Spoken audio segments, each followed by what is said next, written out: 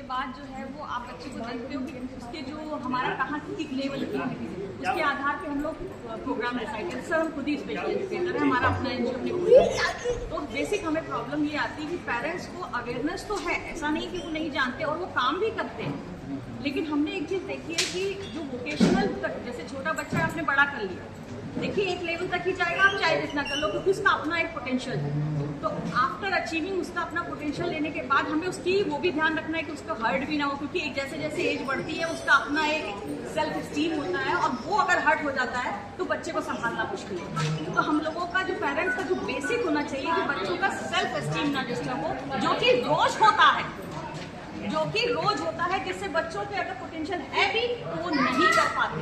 ये चीज़ पे कोई फोकस नहीं डालता, क्योंकि अगर बच्चे का सेल्फ स्टीम अच्छा है तो बच्चे के अंदर चाहे 1% की भी बुद्धि है या वो समझ पा रहा है, वो ट्राई करता है, वो खुद लड़ता है, अपने आप से लड़ता है, वो उसकी रोज की जद्दोजहद को हम लोग देखते हैं। क्योंकि हमारे पास तो सारे स्पेशल बच्चा हो, मेरा खुद का बच्चा ऑटिज्म का शिकार है और वो ASD का बिल्कुल माइल्ड में था। और हमने, चूंकि मुझे स्टार्टिंग में कुछ पता नहीं था, मैं ऑटिज्म जानती नहीं थी, मैं तो साइंस स्ट्रीम से थी, मेरे को साइकोलॉजी का कोई आइडिया नहीं था। हम प्रैक्टिकल लोग हैं, हम प्रैक्टिकल करते हैं, हमें कुछ नहीं पता होता है कि साइकोलॉजी क्या होती है। लेकिन आफ्टर सम टाइम मैंने साइकोलॉजी को पढ़ा, मैंने जितना हो सकता था अपने लेवल को बढ़ाया कि मैं साइंस की हूँ, इसका मतलब साइंस और आर्ट्स दोनों को मिलाना है और एक नई चीज़ बनानी है। तो मैंने एक चीज़ यही देखी कि बच्चों का सेल्फ स्टीम बहुत हर्ट होता है। समाज हमारा इतना रूड है कि वो बच्चों को पागल कहता है, बच्चों को तरह तरह के शब्दों से यूज करता है। उनको लगता है कि बच्चे समझते नहीं हैं, बच्चे सब समझते हैं, और उससे उनका जो, और घर में माता पिता आपस में लड़ते हैं, जिसका उनका इतना बुरा असर पड़ता है कि बच्चे का जो अगर साइकिल बढ़ भी रहा होगा तो वो फिर से नीचे जाने लगता है। ये जो जिगजैग मूवमेंट होता है ये बच्चों के लिए बहुत खतरनाक है। तो सबसे पहले हमें बच्चों के सेल्फ स्टीम पे काम करना पड़ेगा। जो बच्चे 5 साल या 10 साल से ऊपर के बच्चे हैं, उनकी साइकोलॉजी को पर्सनली समझना पड़ेगा। और इतने सेंसिटिव होते हैं ये लोग कि वो चीज़ों को एब्जॉर्ब करते हैं। हमारे वाइब्रेशंस को, हम इधर बैठे हैं, बच्चा इधर बैठा है, अगर आप निगेटिव हो वो तुरंत ले लेगा, उसको समझ में आता है।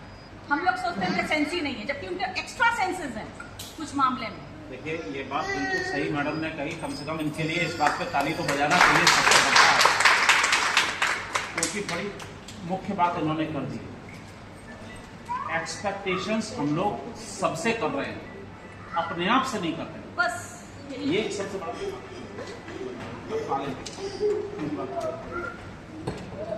दरअसल क्या है, वैसे मैडम ने जो बात उठाई, जब तक हमें अपने बच्चों पर तो क्या पोटेंशियल है, कहाँ तक हम उसको डेवलप कर सकते हैं, अगर बच्चों पर हमें पर विश्वास नहीं है, कोई दूसरा व्यक्ति आपके बच्चों पर विश्वास नहीं कर सकता।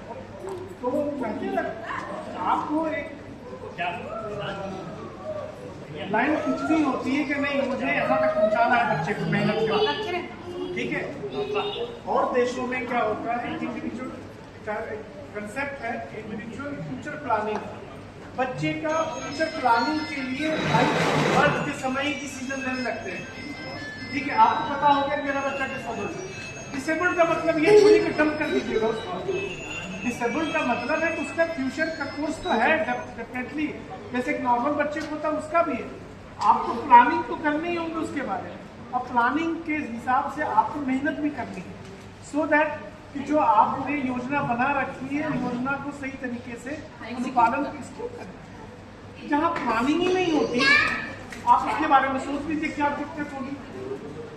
कोई भी कार्य विजुअलाइज कीजिए, सोचिए, जहाँ प्लानिंग नहीं है, ठीक है, वहाँ पर कोई कुछ भी आप एक्सपेक्ट ही नहीं कर सकते। प्रोग्रेस कहाँ से बच्चे में एक्चुअली इसमें क्या होता है, जो स्पेशल बच्चे होते हैं वो शायद डिसाइड नहीं कर पाते, वो अपनी फीलिंग्स को समझ नहीं पाते, उनको अपने शब्दों को देना नहीं आता। तो ये काम माँ बाप का, सोसाइटी का है कि हम उनको शब्द प्रोवाइड करें, उनकी एक्सप्रेशन को हमें समझना है। और ये काम पेरेंट्स ज़्यादा अच्छा कर सकते हैं, क्योंकि वो अपने बच्चे को खुद पैदा करते हैं, तो उनको पता होता है कि हाँ, अगर सच्चे मन से जुड़ना है तो बच्चों से जुड़ना पड़ेगा। आप ये सोचें कि समाज में या लोग आपके बच्चों को ठीक कर देंगे तो ये इम्पॉसिबल है। आपको वो प्रोवाइड कर देंगे, कोई भी असिस्टेंस दे देंगे, आपको असिस्टेड लिविंग भी होती है, लेकिन उसमें भी आपको बच्चे के नीड्स को, बच्चे के माइंड को पढ़ना पड़ेगा। बच्चा चाहता क्या, उसके अंदर क्या उद्वेग आ रहे हैं। बच्चा 12 साल का है, 12 से लेकर 17 साल के बीच में जो प्रॉब्लम्स आती हैं उन सबको उनको समझना होगा। तो पेरेंट्स को अपने बच्चों के साथ एक बॉन्ड बनाना पड़ेगा। मैं एक पेरेंट भी हूँ और मैं अपना एक स्पेशल एजुकेटर भी हूँ, तो मुझे